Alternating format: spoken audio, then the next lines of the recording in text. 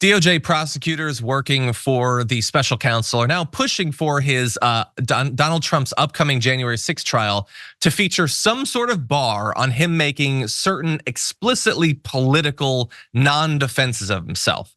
They say in their filing that the special counsel has put forth in the last couple of weeks, the court should not permit the defendant to turn the courtroom into a forum in which he propagates irrelevant disinformation and should reject his attempts to inject politics into this proceeding.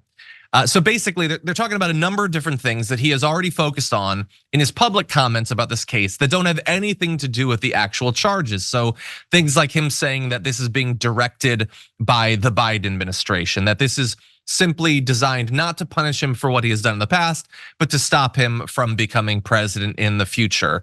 Those sorts of things. And they say in addition to being wrong, these allegations are irrelevant to the jury's determination of the defendant's guilt or innocence, would be prejudicial if presented to the jury, and must be excluded.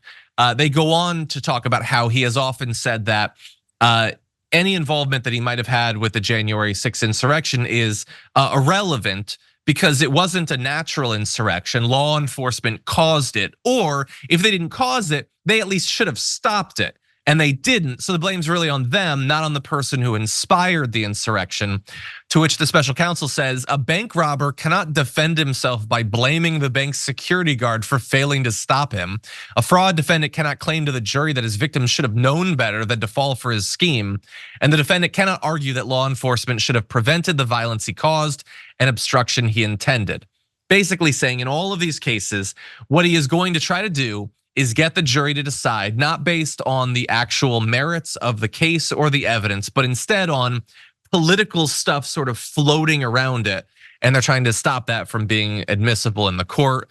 I don't know, Ida, if they will be successful in this. We'll have to wait for a ruling from the judge. But what do you think about the fear that the special counsel seems to have that the case is going to be full of these sorts of misinformation and distractions? I mean, if they have a television or the internet, then they know what's to come.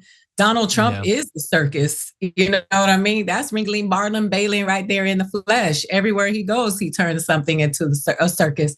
He's learned, how the media works in this country, and he knows what to say so that he can get the cameras on him, and that's how he moves the people.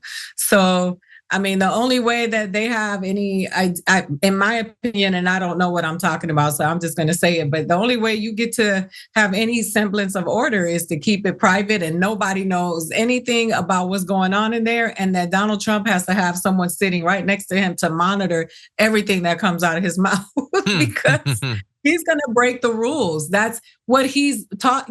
That's how he's trained the American people to respect him. The ones who think he's the one that sticks it to the man. He says what needs to be said. He's not afraid to call it out. That is the culture that we've created in this country. Even if what he's saying is 100% untrue, he's sticking it to the man because he dares to say it out loud. And that is what we continue. Idiocracy is not just on the way, it's here. We are in the midst of it. That's President Camacho, my friends. And what he does is ridiculous everywhere he goes because he knows that there's a group of people that are going to say what I did to you earlier. Go Donald, go Donald. He has a whole faction of the country believing that what he says is giving it to the man. And now facts are feelings.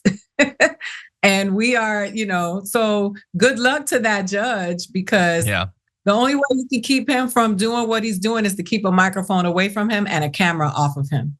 Yep. And even then he'll still truth it.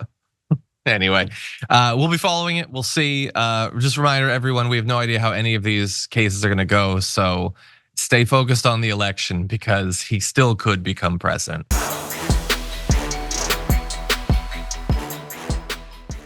Check out the Damage Report podcast each day, wherever you get your podcasts, whether Pocket Casts or Stitcher or iTunes. You can join me as I give you the news and stories you want with a range of co-hosts and interview guests jumping in on the fun each day. Again, that's the Damage Report, wherever you get your podcasts. And if you get them at iTunes, don't forget to rate and review. Sometimes I'll read them live on the show.